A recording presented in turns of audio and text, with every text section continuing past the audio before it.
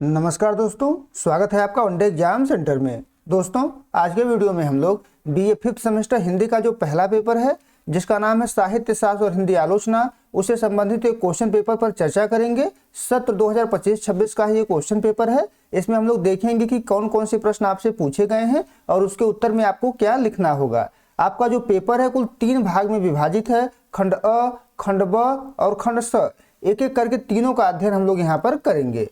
जो खंड अ है इसमें आपसे अति लघु उत्तरीय प्रश्न पूछा गया है। कुल 5 उप प्रश्न इसमें पूछा गया है। इसमें से 3 उप प्रश्न आपको करने होंगे और प्रश्नों का उत्तर आपको लगभग 50 शब्दों में देना है। देख लेते हैं कि इसमें आपसे क्या क्या पूछा गया है। जो पहला प्रश्न इसमें पूछा गया है वो है कि काव्य के हेतु कौन कौन से माने गए हैं। तो इसमें आपको बताना होगा कि काव्य हेतु कहते किसको हैं। फिर काव्य हेतु के जो 3 प्रकार होते हैं, प्रतिभा, व्युत्पत्ति और अभ्यास, उन तीनों का नाम आपको यहाँ पर लिखना होगा।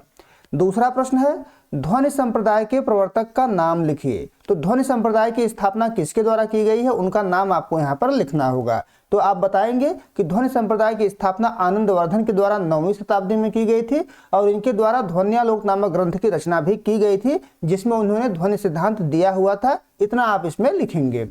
तीसरा प्रश्न है शब्द शक्ति कितने प्रकार की होती है, नाम लिखिए। तो आपको बताना है कि शब्द शक्ति होता क्या है। फिर शब्द शक्ति के जो 3 प्रकार होते हैं, अभिधा, लक्षणा और व्यंजना, उन तीनों का नाम आप यहाँ पर लिखेंगे।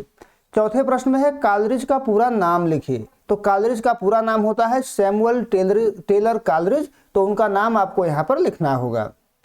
5वां प्रश्न जो इसमें आपसे पूछा गया है वो है आचार्य रामचंद्र शुक्ल की प्रमुख आलोचनात्मक कृतियों का नाम लिखिए। तो रामचंद्र शुक्ल ने जो आलोचनात्मक कृतियां लिखी हैं उनको 2 भागों में बांट करके यहाँ पर आप लिखेंगे, सैद्धांतिक आलोचना से संबंधित कृतियां और व्यवहारिक आलोचना से संबंधित कृतियां। सैद्धांतिक आलोचना से संबंधित वे कृतियां हो जाएंगी जिसमें उन्होंने सिद्धांत दिया हुआ है, जैसे काव्य में रहस्यवाद या रस में मीमांसा, इस तरीके के ग्रंथ हो जाएंगे। व्यवहारिक आलोचना में गोस्वामी तुलसीदास हो जाएगा, जैसे ग्रंथावली हो जाएगा, भ्रमर गीत सार हो जाएगा। तो इसका नाम आप लिखेंगे, तब जाकर के इस प्रश्न का उत्तर आपका पूरा होगा। आगे बढ़ते हैं, अब अगला खंड देख लेते हैं। खंड ब है जिसमें आपसे लघु उत्तरीय प्रश्न पूछा गया है। कुल 4 प्रश्नों का उत्तर आपको इसमें से देना है और प्रश्नों का उत्तर आपको 225 शब्दों में देनी होगी। देख लेते हैं इसमें कौन कौन से प्रश्न आपसे पूछे गए हैं। इसमें जो पहला प्रश्न पूछा गया है वो है रस और ध्वनि सिद्धांत का संक्षिप्त विवेचन कीजिए। तो आपको बताना है कि रस सिद्धांत क्या है, ध्वनि सिद्धांत क्या है, दोनों के बारे में थोड़ा थोड़ा आपको यहाँ पर लिखना होगा। अगला प्रश्न है आचार्य रामचंद्र शुक्ल की आलोचना दृष्टि की विशेषताएं लिखिए। इन रामचंद्र शुक्ल की आलोचना दृष्टि में कौन कौन सी विशेषताएं पाई जाती हैं उसके बारे में आपको यहाँ पर लिखना होगा। आप उनके विशेषताओं को 2 भागों में बांट करके लिखेंगे। उनकी जो सैद्धांतिक आलोचना है उसमें कौन कौन सी विशेषता पाई जाती है और उनकी जो व्यवहारिक आलोचना है उसमें कौन कौन सी विशेषता पाई जाती है। अगला प्रश्न है रीति सिद्धांत की विशेषताएं लिखिए। वामन के द्वारा रीति सिद्धांत की स्थापना की गई थी। आपको बताना है कि इस सिद्धांत में कौन कौन सी विशेषताएं पाई जाती हैं, उसके बारे में आप यहाँ पर लिखेंगे। अगला प्रश्न देख लेते हैं। इसमें आपसे पूछा गया है कि विखंडनवाद और संरचनावाद में अंतर स्पष्ट कीजिए। तो विखंडनवाद और संरचनावाद में क्या अंतर होता है, इसके बारे में आपको यहाँ पर बताना है।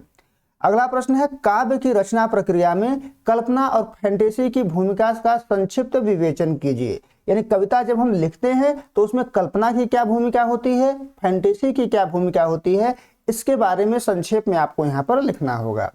अगला प्रश्न है रंगमंच की प्रमुख विशेषताएं संक्षेप में लिखिए। यानी रंगमंच जिस पे नाटक खेला जाता है उसमें कौन कौन सी विशेषता पाई जाती है, उसकी विशेषताओं के बारे में आपको यहाँ पर लिखना होगा।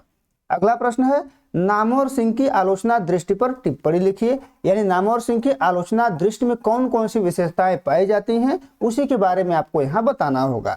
आप उनकी विशेषताएं सीधे सीधे लिखेंगे, यानी उसको सैद्धांतिक और व्यवहारिक में नहीं बांटेंगे, क्योंकि नामवर सिंह ने सैद्धांतिक ग्रंथ नहीं लिखा है, केवल व्यवहारिक आलोचना ही उनके द्वारा किए गए हैं।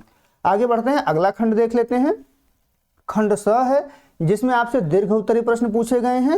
2 प्रश्नों का उत्तर आपको इसमें देना है और प्रश्नों का उत्तर आपको लगभग 475 शब्दों में देना है। इसमें आपसे जो पहला प्रश्न पूछा गया है वो है आचार्य भरत मुनि के नाट्य शास्त्र में प्रतिपादित रस सिद्धांत का समग्र विश्लेषण कीजिए। यानी भरत मुनि ने जो नाट्य शास्त्र लिखा हुआ है उसमें जो रस सिद्धांत उनके द्वारा दिया गया है उसी रस सिद्धांत का विश्लेषण यहाँ पर आपको करना है। अगला प्रश्न है काव्य के लक्षणों का विवेचन कीजिए। यानी काव्य लक्षण होता क्या है उसके बारे में आपको बताना है, और विभिन्न विद्वानों ने जो काव्य लक्षण माने हुए हैं उसके बारे में आपको यहाँ पर चर्चा करनी होगी। आगे बढ़ते हैं, अगला प्रश्न देख लेते हैं। इसमें आपसे पूछा गया है कि प्रेमचंद के साहित्य का उद्देश्य आलोचनात्मक दृष्टि से विवेचन कीजिए। यानी साहित्य का उद्देश्य जो उनका आलोचना है या कहे कि निबंध है, उसका आपको आलोचनात्मक मूल्यांकन यहाँ पर करना है। अगला प्रश्न है, अरस्तु के विरेचन सिद्धांत का विश्लेषणात्मक विवेचन कीजिए। यानी आपको बताना है कि अरस्तु का विरेचन सिद्धांत क्या है, उसमें कौन कौन सी विशेषता पाई जाती है, उन विशेषताओं का विश्लेषण यहाँ पर आपको करना होगा, तब जाकर के आपका उत्तर यहाँ पर पूरा होगा। इतना आप यहाँ पर करेंगे। ये आपका पेपर था, 3 भाग में विभाजित था। परीक्षा देने जाने से पहले आप इन प्रश्नों की तैयारी जरूर करके जाइएगा। उम्मीद है आपको ये वीडियो पसंद आया होगा। अगर वीडियो आपको अच्छी लगी तो हमारे चैनल को सब्सक्राइब कर लीजिए, वीडियो को लाइक और शेयर कर दीजिए। बहुत बहुत धन्यवाद।